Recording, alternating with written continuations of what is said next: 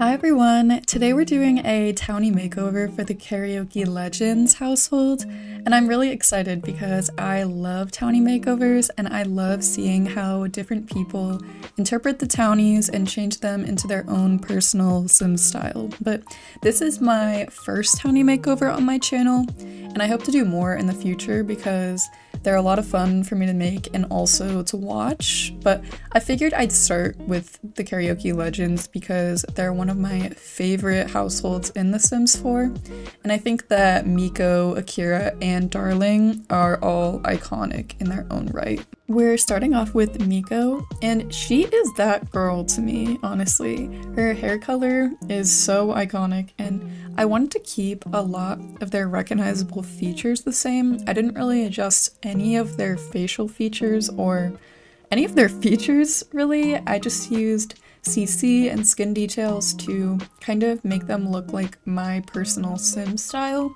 And honestly, skin details are so powerful, but my goal is for them to still be very recognizable, but just updated, and we want to see what they can look like beyond the limits of what's in the vanilla game. So I had to keep her pink hair, and I wanted to keep her cutesy aesthetic. You know, she's a geek sim. She seems very online to me, like she loves social media, and she's actually a politician. I see her as more of an activist and someone who is going to protests, and she wants to make her voice heard and speak out for the causes that she believes in. In the description of their household, it says that she finds Akira to be dreamy, and I think that makes sense for her. I did go in at the end and give them all pronouns and sexualities and stuff, and when I was watching back the footage, I think I misclicked and said that she was only interested in men, but I interpret Miko as being bisexual, so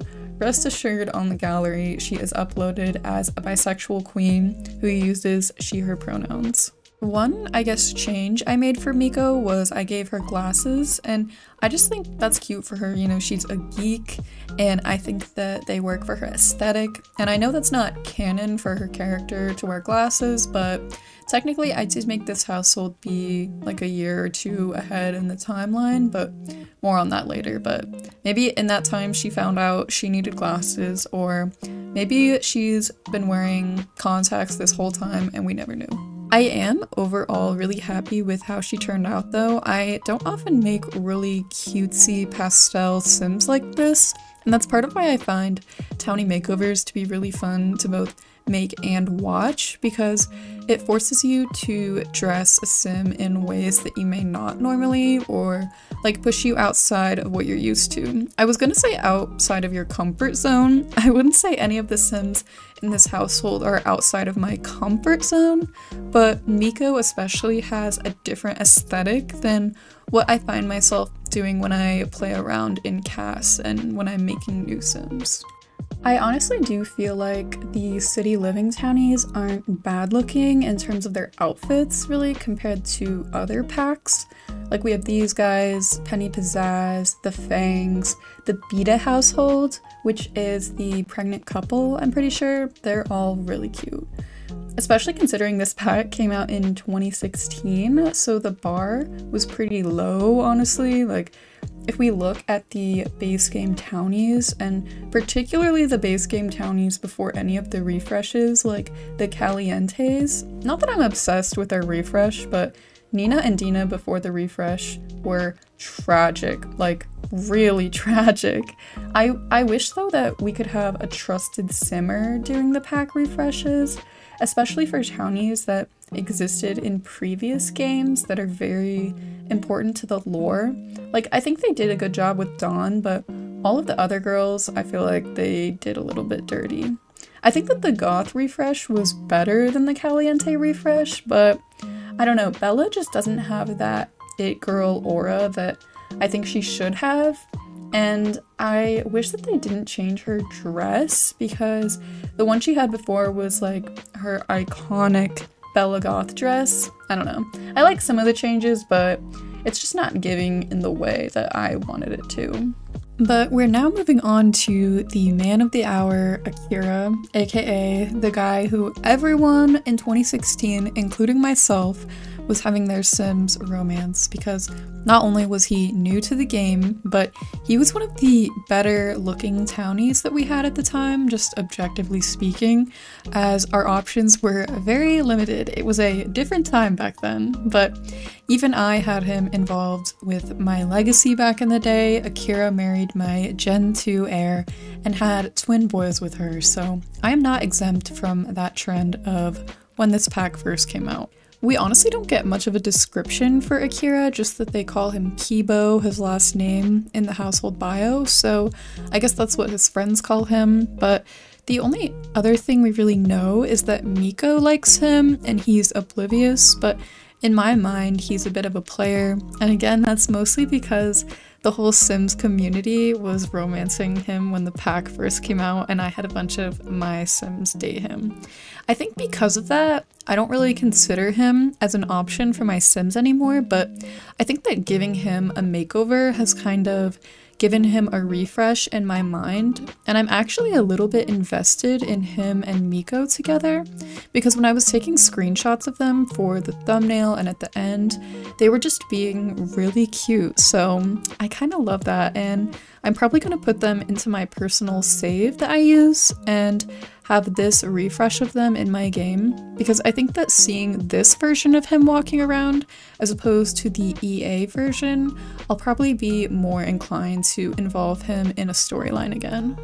For Akira's makeover, I kept it pretty simple. His hair is still a bit long and pulled back.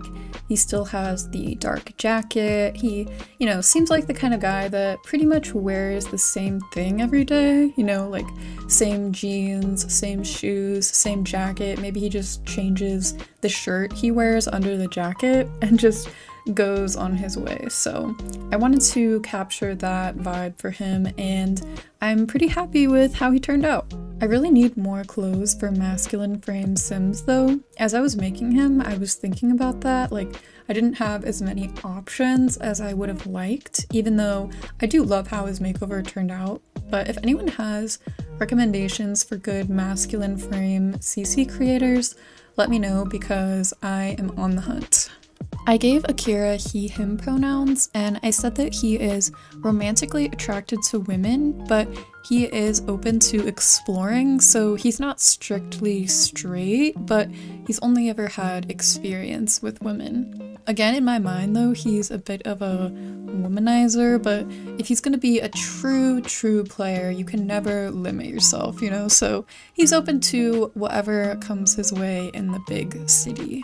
Again though, I would be curious to play with this refreshed household and kind of play with Akira as a heartbreaker player type of sim, and eventually he gets with Miko, at least I think he will. Whether they're endgame or not, that would very much be up in the air, because we don't know any of the circumstances, and we don't know how Akira would treat her, if he would have wandering eyes, and I mean Miko too, but in my mind Miko is very much a sweetheart, a bit naive when it comes to love. She's very infatuated with him, but she's also a little bit shy and doesn't know how he feels about her, so we'll have to see for them. And finally, we're moving on to Darling Walsh, our non-binary legend. And as I said earlier in the video, this timeline is slightly ahead for this household because I wanted to make Darling a young adult living in the city with them. They'd still be younger than Akira and Miko, obviously, but I just think it's more fun for Darling to be a young adult, especially because of the way high school works in this game.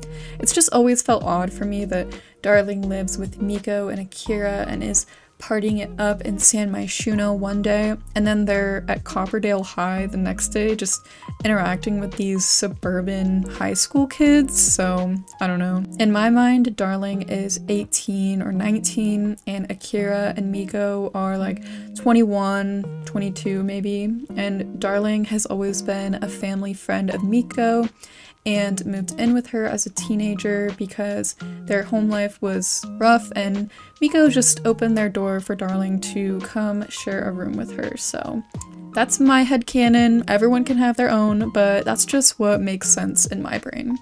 I decided to give Darling the goofball trait because they've always had that class clown vibe to me, and I said that they use they them pronouns, and Darling also has the unflirty trait, which I've seen interpreted in different ways by the Sims community. A lot of times it's taken to represent asexuality.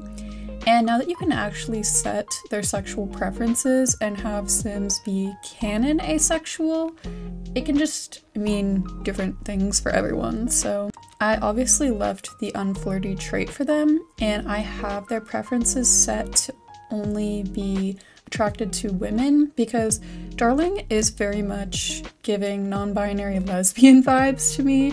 Whether they are or aren't asexual or aromantic, however you interpret it, I went back and forth a lot on whether or not to make them attracted to anyone or not interested in woohoo with anyone, and I decided to set it as women, but they're still unflirty, not really interested in any of that, but still non-binary lesbian, whether or not they're interested in romance or hooking up with anyone. I can very much still see them involved in the queer community and the lesbian community, so that's just what I decided to set it as. If you download them and want to untick any attraction to anyone, feel free, that is so valid, and everything is just up to your own interpretation, of course, and this was just mine, so. For their makeover, I wanted to keep their curly brown hair and baseball cap, just slightly better CC versions. And I wanted to give them a more masculine, gender-neutral vibe, of course. That is very much my comfort zone as I make non-binary or masked lesbian Sims pretty often for my storylines and people for my Sims friend groups, so I think that Darling will fit right in and be able to find community in San Myshuno, especially in my save, so I love that for them.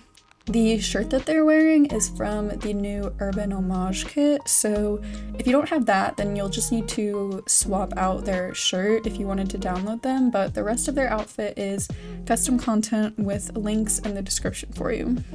Also, I went through and set their other outfits to either be in-game items or CC items that I already used in their everyday outfit, just so that nobody has to download any extra CC items, but I sometimes don't like when I download a sim and they only have their everyday outfit set and then they're naked for the rest and I have to set them, so that's just what I figured would be best, so all three of them have it set that way for you. Anyway, we're getting to the end of this townie makeover. We're about to do the before and afters for all three Sims, and I have a few screenshots for y'all right at the end, so I hope you guys have enjoyed. Again, all of their CC links will be in the description for you, and you guys can download them over on my gallery page, and I think I'll put the tray files up on my Tumblr too. Those are both just at simgraze, so again, thank you all for watching. I know this is a bit different from the content I normally post, but I really enjoyed making this and I hope to make some more of them in the future. So thanks again, and I'll see y'all in my next video.